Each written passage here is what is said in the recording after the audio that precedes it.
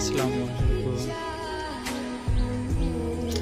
একটি খামারি যত্ন করে আদরে ছোট থেকে পালন করা ভালোবাসার জিনিসটা টাকার কাছে বিক্রি হয়ে যায়, তেমনও আমি সেই ছোট থেকে আমার বাড়ির বাছুরটা একে একে এইভাবে আজকে 2টা বছর 1 মাস সে আমার কাছে আছে। টাকার কাছে বিক্রি হয়ে গেল ভালোবাসা। তো আপনারা যেটা দেখাতে চাচ্ছি, দেখেন কি পার্থক্য মানুষের জীবনে।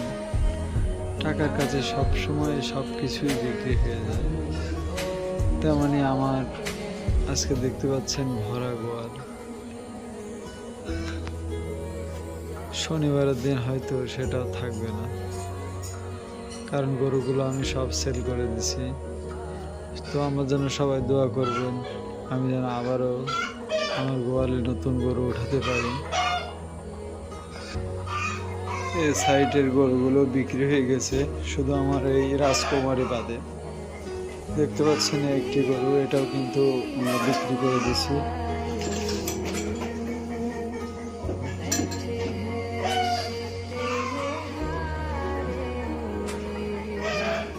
তো গরুগুলো সবই বিক্রি করলাম, আবার নতুন গরু উঠাবো। তো নতুন গরু উঠানোর সময় কোন গরু কিনবো, কিভাবে কিনবো, বেচে কিনা দাম সবই আপনাদের তুলে ধরবো। এবং আপনারা জানেন যে এই ষাঁড় গরুটি আমরা ক্রয় করছিলাম একেবারে শুকনো হাড্ডির ষাঁড়। এটা আজকে আমাদের কিনা 45 দিন। 45 দিনে মাশাআল্লাহ অনেক পরিবর্তন দেখতে পাচ্ছেন।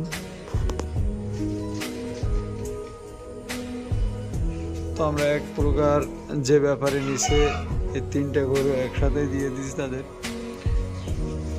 তো আপনারা দোয়া করবেন আমরা যেন ভালোভাবে আবার আমাদের খামারে নতুন গরু উঠাতে পারি।